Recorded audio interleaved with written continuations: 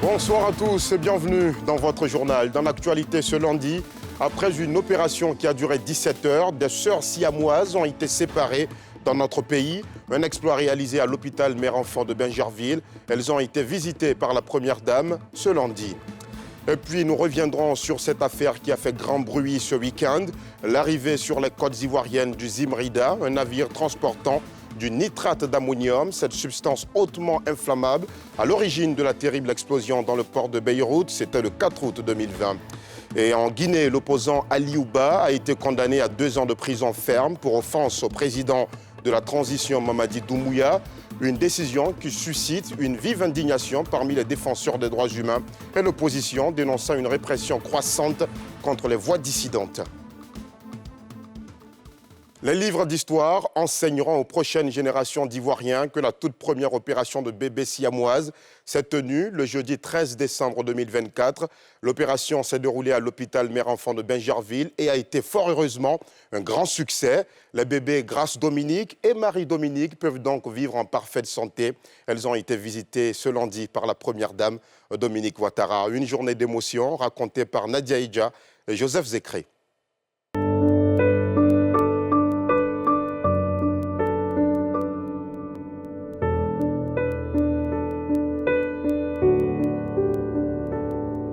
Ce regard entre mère et fille traduit la résilience et l'espoir d'une jeune dame qui, au 7e mois de grossesse, a une nouvelle des plus inattendues. La nouvelle, ça a été une surprise.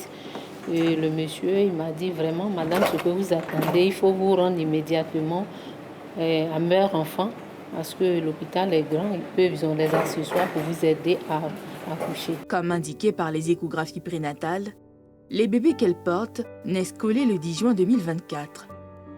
Mais au lieu de se laisser abattre, cette mère restait ferme dans la prière, soutenue par son conjoint et ses parents. J'étais un peu étonnée parce que je n'ai jamais vu, mais je suis restée en prière. J'ai dit, Seigneur, tout ce que tu fais est bon. Aujourd'hui, Marie-Dominique et Grâce-Dominique peuvent avoir une vie autonome, chacune de son côté. Une prouesse médicale réalisée au sein de l'hôpital mère-enfant de la première dame Dominique Ouattara le 13 décembre dernier. Au niveau de l'opération, rien. Je n'ai pas dépoussé 5 francs. Tout frais payé. Ma femme était nourrie ici depuis, ça fait près de 2 mois en attente de l'opération. En tout cas, vraiment, je n'ai pas payé 5 francs. La première dame, elle ne sait pas comment lui... C'est quel mot je vais dire pour qu'elle soit contente, que je suis contente même de lui dire merci. Merci à toute l'équipe. Chacun a joué son rôle. Désormais pleine de vie après cette intervention chirurgicale, les 2 sœurs de 7 mois ont été visitées ce lundi 6 janvier par la première dame, Dominique Ouattara. Elle est mignonne, hein? À ses côtés, le ministre de la Santé. Ce qui vient d'être réalisé aujourd'hui montre bien que la santé progresse en Côte d'Ivoire. Je voudrais vraiment, Madame la Première Dame, vous dire infiniment merci. Et grâce à la coopération que nous avons vue, nous pensons que nos professionnels pourront vraiment assumer les charges qui sont les leurs, même dans des cas complexes comme ce que nous venons de découvrir. Cheville ouvrière de cet hôpital de référence, la première dame s'est réjouie de cet accomplissement. Je viens de voir nos 2 petites siamoises, Marie Dominique et Grâce Dominique. En plus, elles portent mon nom. Donc, vous pouvez imaginer la tendresse que je peux avoir pour elles, en plus de leurs problèmes de départ. Elles ont pu être séparées dans toutes les règles de l'art. Donc vraiment, je suis très heureuse. J'ai été les voir tout à l'heure, elles sont toutes mignonnes. Elles m'ont fait des sourires, comme si rien ne s'était passé. Donc je voulais dire merci. Moi, je suis très fière de mon hôpital, de mes médecins ici. Ils font un travail formidable et je voulais vraiment leur dire que je suis très, très, très, très fière. En plus de cette opération réussie, l'hôpital mère-enfant de Bingerville pourra bientôt procéder à des opérations à cœur ouvert d'enfants grâce à l'aile de chirurgie pédiatrique cardiologie en cours de construction. Mais pour réussir cette opération, il a fallu non seulement le soutien de la Fondation Children of Africa de la première dame Dominique Ouattara, mais aussi une équipe de 50 médecins ivoiriens, dont 8 chirurgiens et 3 médecins anesthésistes. Ce lundi 6 janvier, une conférence de presse a été animée par les différents spécialistes à l'amphithéâtre de cet hôpital de référence, qu'est l'hôpital mère-enfant de Bingerville. Une conférence de presse pour donner les différentes étapes de cet exploit de la médecine ivoirienne. On retrouve sur place Nadia Idja et Joseph Zécré. Amphithéâtre de l'hôpital Mère-Enfant. Ce jeudi 6 janvier, le sujet qui réunit le personnel de santé de l'hôpital Mère-Enfant, membres du gouvernement, de l'ONG La Chaîne de l'Espoir et la presse, donne de l'espoir. Il s'agit de l'opération réussie de Marie-Dominique et Grace-Dominique, des jumelles siamoises séparées le 13 décembre 2024, dans cet hôpital, à la prise en charge du couple mère-enfant. Ça fait pas encore un mois qu'elles ont été opérées. Vraiment, tout va très très bien chez ces fillettes. Donc, on ne va pas aller trop vite, on reste prudent. Et je pense que d'ici un mois, on sera vraiment tranquille. On va probablement les garder, en tout cas, sur surveillance rapprochée à la maison de vie avant de les laisser repartir définitivement à la maison. Pour séparer ces deux sœurs collées à leur naissance, une cinquantaine de personnes, dont 8 chirurgiens locaux et un chirurgien expatrié, ont été mobilisés.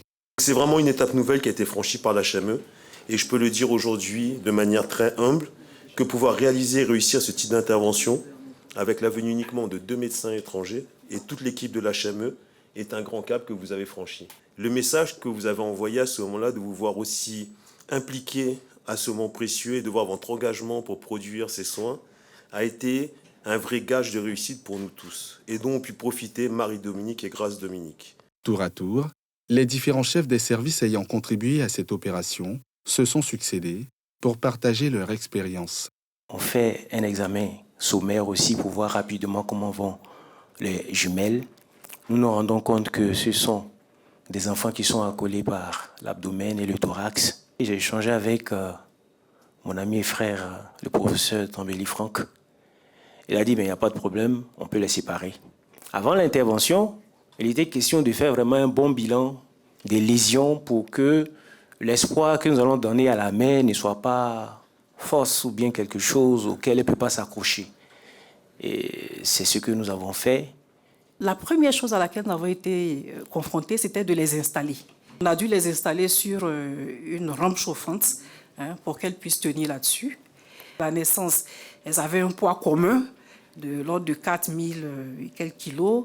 Elles sont sorties après 42 jours d'hospitalisation en néonatologie et avec environ 6 kg 500, 6 kg 600. Et puis, au moment de l'intervention, elles étaient à 11 kg poids commun avant la séparation. Pour qu'on puisse parler de séparation de siamoises, donc il fallait qu'elles aient les organes vitaux en double. Et même si elles ont un organe vital unique qui est séparable, en ce moment-là, on peut dire que ces jumelles sont séparables. On a pu séparer le foie, mais j'avoue que c'était vraiment un puzzle parce que ce n'était pas très évident. L'anesthésie de pareils patients, ça commence avant l'intervention, ça continue pendant l'intervention et après l'intervention où il y a le gros du boulot. Comme ça qu'on est resté là jusqu'à ce qu'un jour on dise enfin il peut sortir de la réanimation. Vous savez Prévu pour 6 heures, l'opération des jumelles conjointes a duré 13 heures et a porté sur la séparation de plusieurs organes, dont l'intestin et le foie. La fusion des bébés est une affection rare qui touche une grossesse sur 50 000, voire 100 000, dans le monde. Ce dimanche 5 janvier, le village d'Ebra, dans la sous-préfecture de Grand-Bassam, a reçu, par la générosité de la première dame Dominique Ouattara, une ambulance médicalisée, un engin hautement important pour les populations de cette localité qui doivent parcourir plusieurs kilomètres pour rallier Bassam ou Bingerville à bord de véhicules de fortune. Nadia Idja et Tanguy Konan. Village d'Ebra, dans la sous-préfecture de Grand-Bassam. Les populations de cette localité ont de bonnes raisons de se réjouir. Elles viennent de recevoir, suite à leur demande à la première dame Dominique Ouattara, une ambulance médicalisée pour l'évacuation rapide des cas d'urgence vers les centres de santé appropriés. C'était un besoin crucial pour nous de pouvoir disposer d'une ambulance parce que depuis quelques années, nous n'en avions plus. Et aujourd'hui, ce don est une opportunité qui nous réjouit. Donc nous lui transmettons encore une fois toute notre gratitude et notre reconnaissance pour l'œuvre immense qu'elle ne cesse de mener dans toute la Côte d'Ivoire, dans toutes les régions de la Côte d'Ivoire et pour toutes les couches sociales de la Côte d'Ivoire. Ebra est un village un peu excentré par rapport à Grand Bassam où l'accès est un peu difficile, si bien que les évacuations, les cas difficiles pour les évacuer, nous avons des soucis. Donc il faut dire que la première dame nous a enlevé une épine des pieds en nous offrant ce joyau, cette ambulance. Ce don d'ambulance à Ebra n'est pas le premier acte du genre que pose la première dame Dominique Ouattara. Madame Dominique Ouattara nous envoie ce matin vous remettre une ambulance pour soulager les nombreuses difficultés de ses parents d'Ebra, en particulier des femmes enceintes et des malades en situation d'urgence, à avoir un accès plus rapide et sécurisé aux hôpitaux afin de bénéficier des soins de santé que nécessite leur État. L'ambulance reçue par la population a été bénie par les prêtres de la localité avant sa mise en service. On en vient à cette affaire qui a suscité une véritable bronca sur les réseaux sociaux ce week-end. Au large des côtes ivoiriennes depuis quelques jours, le Zimrida, un bateau contenant environ 20 000 tonnes de nitrate d'ammonium, ne représente aucun danger pour les populations ivoiriennes, mais aussi pour les installations portuaires. C'est ce qui ressort du communiqué du port autonome d'Abidjan, paru peu avant ce journal, après une réunion avec les différents acteurs concernés. Sur les 20 000 tonnes, 7 000 doivent être déchargées dans notre pays pour des besoins, dit-on, agricoles. Selon le même communiqué, une visite est prévue sur le navire ce mardi 7 janvier pour assurer la population. Les précisions de Nikema Moussa et Tanguy Conan. Le Zimrida ne représente aucun danger pour les installations portuaires, encore moins pour les populations ivoiriennes. C'est ce que dit cette note de la Direction générale du port autonome d'Abidjan. Stationné à 25 km des côtes ivoiriennes, le Zimrida est un navire transportant environ 20 000 tonnes de nitrate d'ammonium, dont 7 000 destinés à débarquer dans le pays. Depuis le 30 décembre, le bateau est sous surveillance à quelques kilomètres pour des raisons de sécurité, notamment d'avarie. Mais qu'est-ce que c'est que le nitrate d'ammonium et à quoi sert-il ? C'est un ingrédient qui rend la fabrication de beaucoup d'engrais à cause de sa composition en azote. Donc en tant que tel, le nitrate d'ammonium n'est pas très dangereux si les conditions de stockage sont respectées. C'est un produit qui circule, qui est nécessaire à la fabrication. Tout dépend des conditions. Parce qu'au plan scientifique, le nitrate d'ammonium ne peut pas exploser avant une température de 200 degrés Celsius. Et tous les accidents qui se sont déroulés dans l'histoire, il y en a une douzaine à peu près aujourd'hui, ça a toujours été amorcé par une explosion préalable qui a fait monter la température. Pour des suspicions d'avarie du bateau, la cargaison est immobilisée, loin du port. Selon professeur Ziao, une mauvaise manipulation pourrait avoir des conséquences désastreuses. Cette avarie veut dire que le local destiné à protéger le nitrate d'ammonium dans les conditions optimales a subi une dégradation. Et c'est ce qui cause l'inquiétude. Sinon, on peut facilement contrôler le stockage, etc. Parce que si le contenant ne maîtrise plus toutes les conditions qu'il faut, eh bien, il peut y avoir la dilution du nitrate d'ammonium dans l'environnement et c'est ce qui peut provoquer cette explosion. Le port d'Abidjan a pris une mesure conservatoire qui est tout à fait optimale et tout à fait appropriée. Je pense que la Côte d'Ivoire dispose des ressources matérielles nécessaires pour vérifier la sécurité autour de ce nitrate d'ammonium. Dans le communiqué du port autonome d'Abidjan, c'est plutôt le navire Ruby, d'où était premièrement embarquée la cargaison, qui souffrait d'avarie. Le communiqué précise qu'une visite est prévue demain mardi pour rassurer l'opinion publique. Dans le reste de l'actualité, le parc des expositions d'Abidjan va abriter le 17 et 18 janvier prochain la première journée nationale du producteur du coton et de l'anacarde. L'annonce a été faite ce lundi matin par le premier responsable du Conseil du coton et de l'anacarde. Les communications sur le développement de ces filières, des expositions, mais aussi les récompenses des acteurs vont entre autres meubler cette activité. C'est ce que nous dit Salifi Alekoué, mais aussi Fulgence Kissiedou. Les producteurs de coton et l'anacarde, deux filières clés de l'économie agricole en Côte d'Ivoire, honorés les 17 et 18 janvier prochains à Abidjan.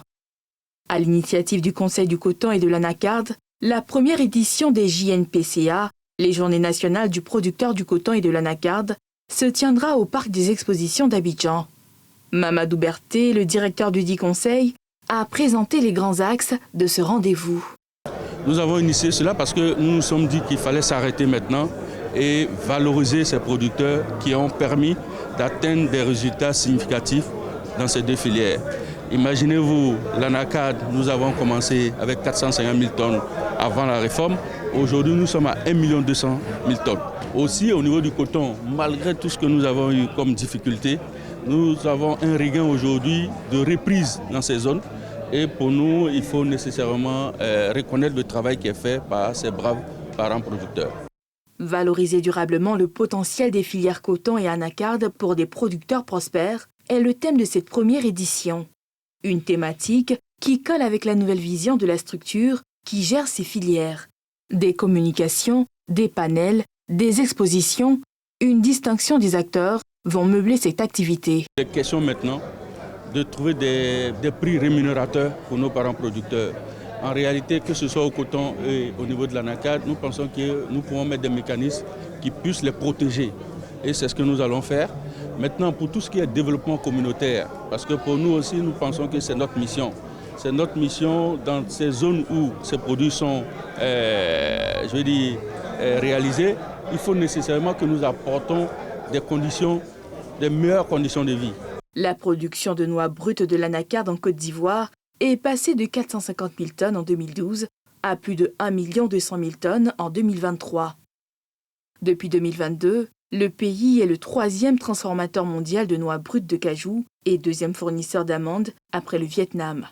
Au niveau du coton, l'on a enregistré lors de la campagne 2023-2024 environ 347 922 tonnes de coton-graines contre 236 183 tonnes pour 2022-2023. Nous vous le disions en titre, dans l'actualité hors de nos frontières, en Guinée, l'opposant Aliou Ba a été condamné à 2 ans de prison ferme pour offense au président de la transition Mamadi Doumbouya. Une décision qui suscite une vive indignation parmi les défenseurs des droits humains, mais aussi l'opposition, dénonçant une répression croissante contre les voix dissidentes.